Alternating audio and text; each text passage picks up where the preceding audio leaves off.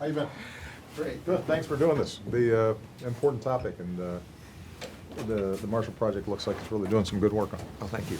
We got a little bit of time, so I'm going to jump right in. I want to start by asking about the death penalty, because this summer, Charles Ogletree, your friend and former mentor at Harvard Law, told the Washington Post he thought you were close to saying that you were against capital punishment. Are you? I will tell you that this is something that I've struggled with for quite some time. My historic position, and it's heartfelt, that there are certain crimes that are so beyond the pale that I understand society's need to express its outrage. So I have not traditionally been opposed to the death penalty in theory, but in practice, it's deeply troubling. We know statistically that there's a racial bias that's been built into the death penalty. We know that it is hugely inefficient, takes a long time. We know that there are people who've been on death row that have been freed because later on it's been proven that they were innocent. We know that in the application of the death penalty, we've had recent cases in which, by any standard, it has not been swift and painless, but rather gruesome and clumsy. And all of this, I think, has led me to express some very significant reservations. So I've asked the Department of Justice, White House Counsel's Office, to take a hard look at the facts, the cases, to gather up for me a bunch of information. And I am spending some time as part of the overall criminal justice reform process that we've been engaged in, taking a real hard look at it. Obviously, the majority of death penalty cases are not at the federal level, but there are some. And I have said to our teams that I think at a time when we're spending a lot of time thinking about how to make the system more fair, more just, that we have to include an examination of the death penalty in that. You know, your former Attorney General, Eric Holder, told us, I think 11 months ago, that he had been asked to do this review. What's taken so long? Well, it turns out, Bill, a whole lot of other things to do as well. So, including the work that we're doing in advancing the criminal justice legislation that we've been seeing some progress on, both in the House and the Senate. And if the Attorney General and the White House counsel were to come out and say that it should no longer be practice of the United States to execute people, would you act on that in some way? I think it's fair to say that if a decision's made about this, it's going to be something that I say, and then the Attorney General and the White House counsel's office will follow up.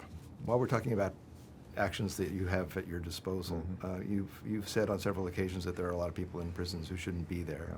And a lot of people point to your record on pardons and commutations, each of which is in the double digits, although thousands of people have applied for that relief. Will we be seeing more of that between now and the end of your term, and will it be large numbers? Well, when I came into office and I became interested in this issue, part of what we had to deal with was a legacy process where we had a understaffed and fairly constrained funnel in the Department of Justice through which recommendations came to me. And after the first couple of rounds, I started noticing that the kinds of cases that were coming up were, a 60-year-old who'd been convicted of check kiting and was interested in getting, his right to get a license for a firearm.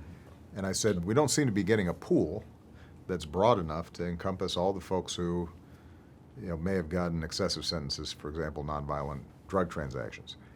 And so what we've had to do is build inside the Justice Department greater capacity. And that has opened up the aperture. We're now getting more applications. We're processing them more effectively. I think what you've seen is a steady ramp up through this change, and you should anticipate that over the next year and a half, I'm making a big push to try to get as many of these cases reviewed, and I don't put either a floor or a ceiling in terms of how many commutations we might do. public safety is uppermost on our minds, but I'm confident that there are a lot more folks who qualify on the criteria that we've set forth than I've already acted on, and that means we've got to speed up the process. One subject we'll be discussing on the panel is the erosion of trust between police and the communities, especially communities of color that they're supposed to protect. I'm curious whether you've ever experienced being harassed by the police. Like most African American men in our society, there have been occasions in which there was pretty clear profiling or stereotyping taking place in a range of settings. You know, me standing in front of a restaurant waiting for my car and somebody handing me the keys and expecting me to go park a car. You know, me walking through a ballroom at an event and somebody waving at me and asking me for a cup of coffee. And so it's not unique to me, and it's not unique to interactions with law enforcement. Generally speaking, there have been times where I've been stopped and it wasn't clear why. And By police? By police officers. I won't say, though, that obviously has been the norm. I think that generally speaking, first of all, I've tried to, most of the time, follow the rules of the road. The times where I've gotten a ticket, the overwhelming majority, I deserved it. There have been a couple of times where I was not issued a ticket, and it raises the question as to why I was stopped. But I don't think that's unique to me. And what I'm more interested in over the last several years is how what was viewed as just anecdotal evidence or strong perceptions within the African American community now are being backed up by data or being backed up by videos. When I was in the state legislature in Illinois, one of the things I did was pass a racial profiling bill that was crafted in conjunction with law enforcement, and my argument to them was, look, if this is stuff that African American or Hispanic motorists are making up, then getting good data will relieve this cloud and you'll be able to gain trust of the community and do a better job. If, on the other hand, it is happening, then this will be a management tool for you to regain trust. And it's turned out to be very effective. And I think the more we focus on not individual episodes, but what are the systems we can put in place, the better off we're going to be. I'm being told we're out of time. Good. You got some good questions in there. Okay. Thank you.